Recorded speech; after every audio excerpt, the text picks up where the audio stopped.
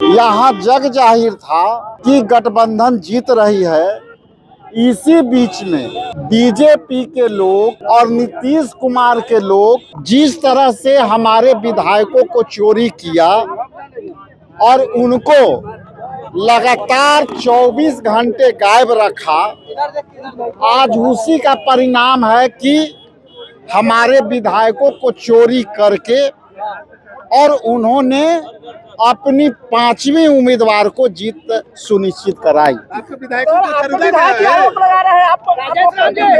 देखिए, जो व्यक्ति दम भरता था कि हम आए हैं कांग्रेस पार्टी में, हम लोग नए हैं, हम कांग्रेस के विचारधारा से जुड़े हुए लोग हैं, आखिर ऐसी कौन सी बात हो गई कि हमारे विधायक हमारे कैंडिडेट के खिलाफ वोट दिए और आज हमारे खिलाफ बोल दिए। कह रहे कांग्रेस के विधायक कि हमें जो उम्मीदवार पसंद नहीं था तब वो वोट नहीं किए। पार्टी से इस्तीफा देना चाहिए। वैसे गद्दारों को, वैसे नमक हरामों को, वैसे बकलोलों को मुंह से तो बहुत खराब आ रहा है, उतना खराब तो कैमरा पर नहीं बोला जा सकता है। अभी हम कांग्रेस कार्यालय के बाहर हैं और देखिए कि जिस तरह से कल 5 राज्यसभा सीटों को लेकर चुनाव हुई थी, वहीं महागठबंधन की जो है एक सीट जिस पर एडीसी को उतारा गया था, उनकी जो है कहीं न कहीं हार हो गई। उसको लेकर अब कांग्रेस के जो तमाम हैं, बिहार के जो प्रदेश अध्यक्ष हैं राजेश राम सहित अन्य जो कांग्रेसी नेता हैं, अब सड़कों पे उतर गए हैं, वोट छोड़ गद्दी छोड़ के नारे लगा रहे हैं। जिस तरह से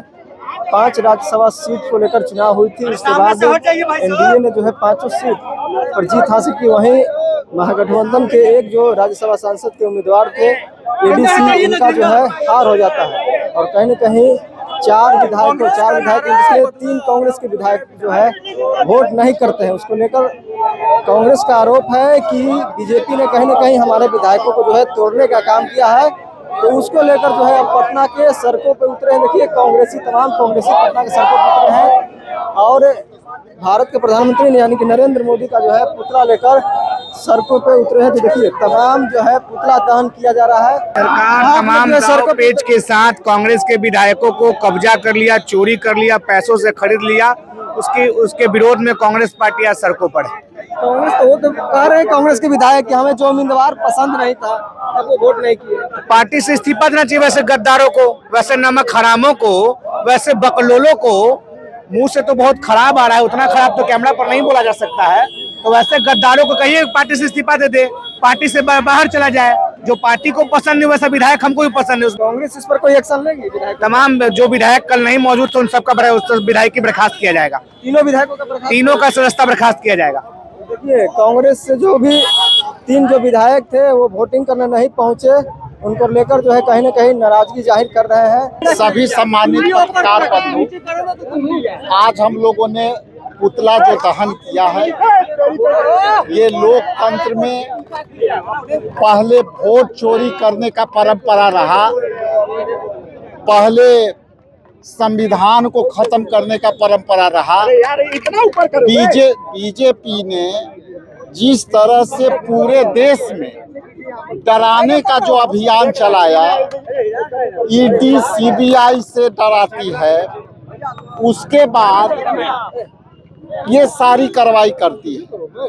हम आना चाहते हैं बिहार के संदर्भ में कि कल जब राज्यसभा के 5 सीटों के लिए जब चुनाव हुए, उसमें हमारे गठबंधन के उम्मीदवार 1 वोट से पीछे रह गए और उसके 1 वोट पीछे रहने के कारण हमारे गठबंधन के उम्मीदवार नहीं जीत सके। यहाँ जग जाहिर था कि गठबंधन जीत रही है। इसी बीच में बीजेपी के लोग और नीतीश कुमार के लोग जिस तरह से हमारे विधायकों को चोरी किया और उनको लगातार 24 घंटे गायब रखा, आज उसी का परिणाम है कि हमारे विधायकों को चोरी करके और उन्होंने अपनी 5वीं उम्मीदवार को जीत सुनिश्चित कराई।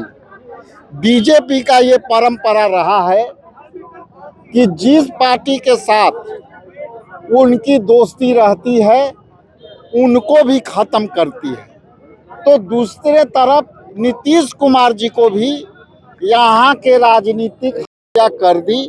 साथ में रहकर जिस तरह से अकाली दल को, जिस तरह से सेवा से उड़ीसा में बीजू जनता दल को, जिस तरह शिवसेना को महाराष्ट्र में खत्म किया, आज बीजेपी ने नीतीश कुमार को भी खत्म कर दिया और हमारे 3 विधायकों को चोरी करके जो है आज वो जीत हासिल कर ली। और ये देश में बीजेपी के काम करने का जो पैटर्न है, पहले जो है चुनाव लड़ेगी तो वोट चोरी करेगी, जो बिहार में वोट चोरी हुआ। यदि आप उसके बाद विपक्ष के कोई जीत जाते हैं तो उनको डरा के डर गए, तो फिर नहीं तो फिर आपको कुछ अन्य प्रलोभन दे करके, वित्तीय प्रलोभन दे करके मनाती है। और यदि आप नहीं डरे तो आपको जेल में डाल देती है। देखिए एक सवाल है, आपके विधायक मनोज विश्वास ने कहा है, देखिए ये सारी बातों की जवाब एक शब्द में है कि हमारे विधायक चोरी हो गए। उन पर कौन सी दबाव पड़ी है कि जो व्यक्ति दम भरता था कि हम आए हैं कांग्रेस पार्टी में, हम लोग नए हैं, हम कांग्रेस के विचारधारा से जुड़े हुए लोग हैं, आखिर ऐसी कौन सी बात हो गई कि हमारे विधायक हमारे कैंडिडेट के खिलाफ वोट दिए और आज हमारे खिलाफ बोल दिए। इसलिए उन पर दबाव है, उन पर कोई चीज़ ऐसी दबाव होगी, केस की दबाव होगी या और कोई प्रलोभन होगा।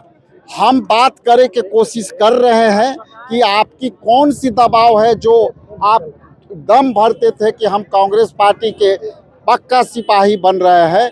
हम विपरीत परिस्थिति में कांग्रेस पार्टी ने हमें मौका दिया और हम पार्टी को मजबूती के साथ खड़े हैं। और आज कौन परिस्थिति है कि वो ये बयान दे। मेरा सवाल वही है कि यदि ये ज्यादा ये स्पष्ट है कि अभी हमारे विधायक अभी हमारे पास उपलब्ध नहीं है, अभी भी वो कहीं हाउस अरेस्ट है, अभी भी वो स्वतंत्र नहीं है, बयान वो दे रहे हैं अपने स्थान से।